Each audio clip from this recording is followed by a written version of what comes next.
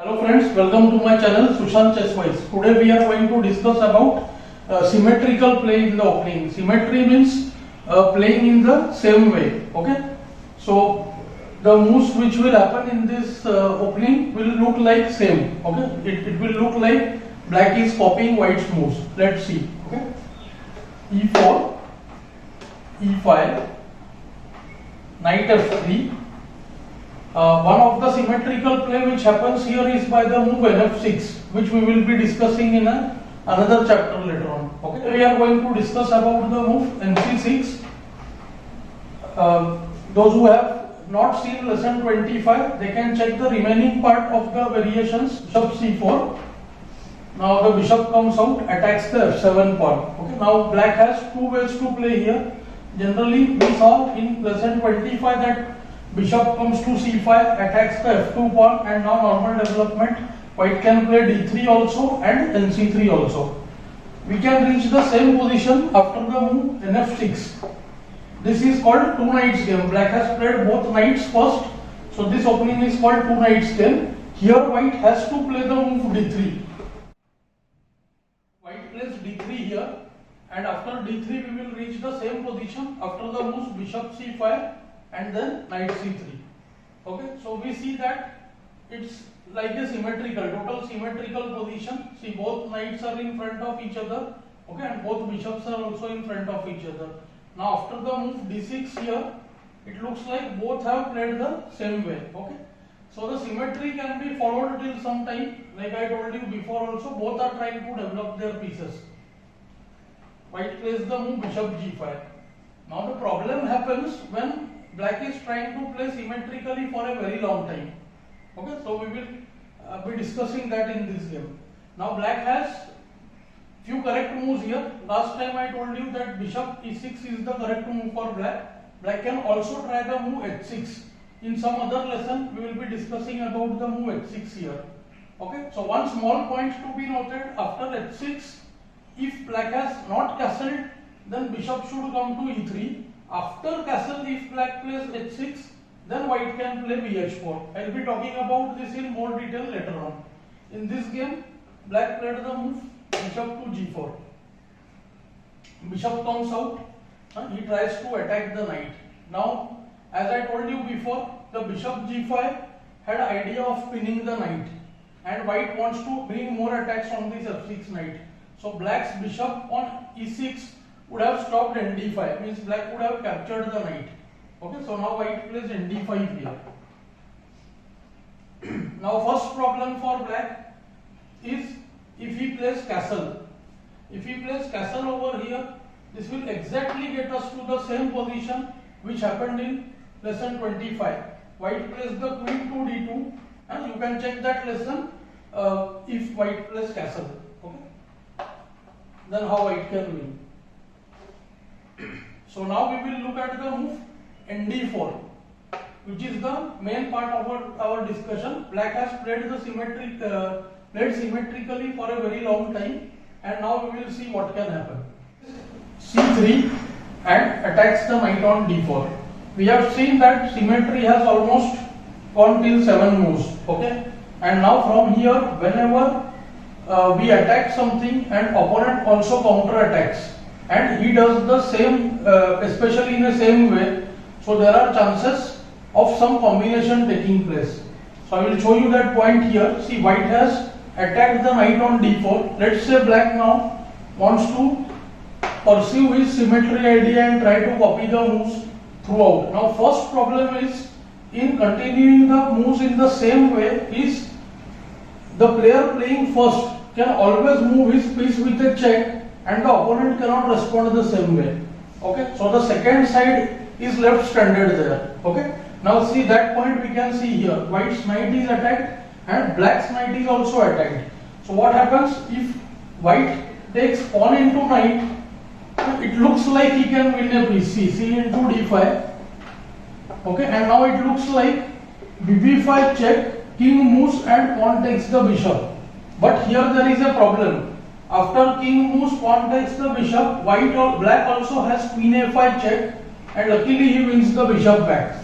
So this way just fails for white. but white has a very strong way here.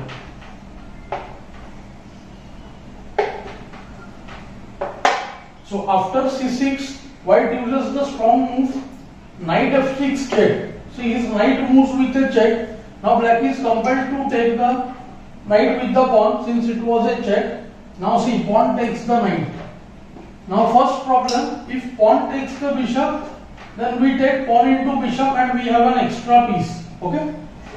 So white will be winning in that position. So now black tries to use an intermezzo, a check. Instead of making a normal capture, he plays something else, which is called intermezzo or an in-between move. We'll talk about that later in our tactics section. So now after the move bb4 check, white simply brings his attacker bishop back to d2, and this piece which black would have liked to recover, he is unable to recover it. Now we can see that after the move bd2 check, queen d2, white has got an extra piece here. See, all this happened because of the symmetrical play. Totally what we can say, black insisted on copying white's moves totally, so which is not a very good idea. Let's go back to the game and see what else can happen. So now going back to the position c3, we saw that black cannot continue with the symmetrical move c6. So black has two options here. Best is he should take knight into knight with a check and rescue his knight, and then the game will continue. We will see that now. So, or else black can also try to play the knight back to e6, to which I think simplest is we can take bishop into knight. Okay, now pawn has to take, and then we can play the move queen to d2 and get our queen to the h6 square. Okay, so that can be one good idea.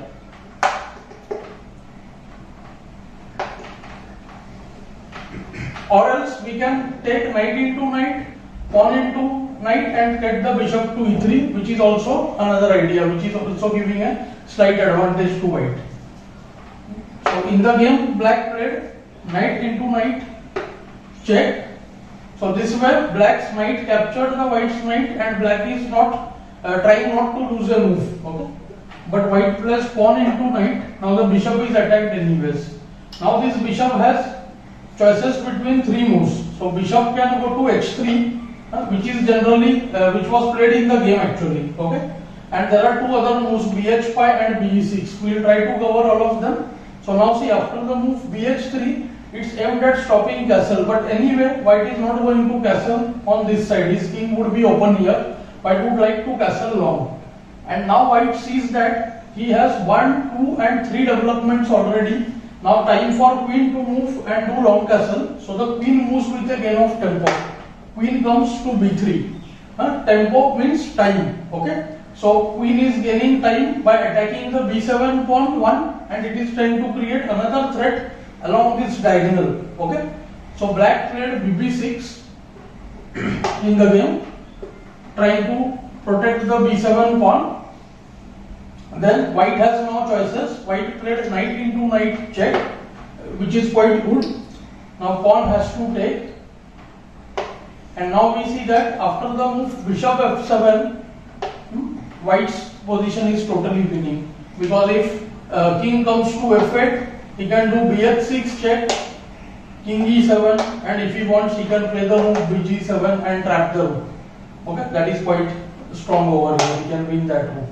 Okay, or else after bishop f7 check here, black can do ke7. Now we have to note that we can't play the move queen e6 because of the bishop here. Okay, sometimes people tend to make blunder here. So this bishop is sitting out here. So white can just save his bishop, play to h6 and try to get this rook from g1 to g7. This idea is very powerful. Black cannot control the open file. He cannot get his rook to g8 because of this bishop. And after rook g1, once the rook comes to g7, this bishop will move and there will be a discovered check, and white will win the game easily. Okay, let's go back to the previous variation and check what else can happen.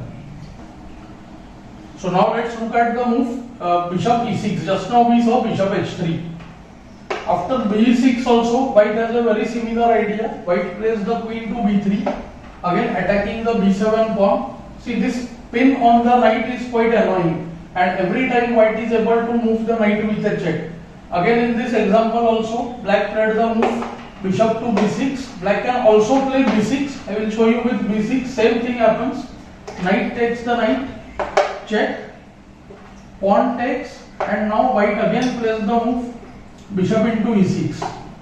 Now there are two variations. If pawn takes the bishop, then bishop f7 check, and that position is close to winning. Okay, the white queen position is good. Queen can come to e6. Bishop can move to h5 to keep pressure on f7. White can consider castling long immediately. White also has a strong move h4, which can allow him to get the rook to g1. Many a times this bishop can get trapped by the move b4. So that is why queen e6 was very interesting. Queen e6 and then b4. This bishop on b4 can get trapped. Okay, let's go back. So now instead of fg, black can play fe6. After fe6, queen e6 check. Now if king moves to f8, then bishop h6 would be made. So black had to play queen e7. Okay, and here white has many good ways. One is just queen f6, bf6, rook is attacked, so rook attacks the bishop, and now bishop has to move to h4 so that it supports the f2 pawn. Because after the move rook f3, it looks like both are getting attacked. But this bishop on h4 provides support to the f2 pawn. Now white can play king to e2, good move. See, it's an end game. So it's not necessary to castle anymore. The rook might go back. After the rook moves back, white can play the rook to g1 and then threaten rook g8 or double his rooks on the g5 so that he can enter the 7th rank. This position is also clearly better for white. We also note the disadvantage of playing b6. Now b4 will trap the bishop. So in this particular way, b4 will be winning for white. But if bishop was on b6, like this, instead of playing b6, then we would have got this position when the move rook g1 would have given advantage to white. Now we finally have just one variation left, that is bh5. Okay. So black played the move bishop h5 here, which is the final part of the analysis. Now white should play the move d4 here. d4 happens to be the best move. But anyone new to the game can stick to the move qb3, and after qb3 c6 he can play the knight to e3. That is perfectly playable. But if white is looking for a very good position here, white has the move d4, and after the move e into d4, okay, he can first take on f6, okay, force black to take with the pawn, and then attack cd4. Now see, bishop cannot go to b4. Okay, and give check because knight takes it. So bishop goes back, and here white happens to have a very strong move, that is h4. This is a very unnatural looking move for beginners, but this is really for advanced players. Those who are new to the game, they can easily play the move qb3. And now after the move c6, white will play knight to f4, and this bishop will be in trouble because after bg6 there is h5. And right now also black cannot play bg6 because of the move h5. Hence the move h4. And this position we can say is clearly winning, clearly better for white at least. Mostly it's a winning position. Now the bishop is getting trapped. Okay, after the check on a5, ba5 check, we can just play kf1. So I would say this last line is little complicated, but other than that, if you play qb3, all lines are giving easy and good position to white. This we can treat as an opening preparation for ourselves if we face the move bishop g4. Okay, and it also shows what are the problems of playing the moves in a same way, that is following symmetry for a very long time. Okay, I hope you are enjoying these lessons. Do like, share and subscribe the channel, and thanks for your time.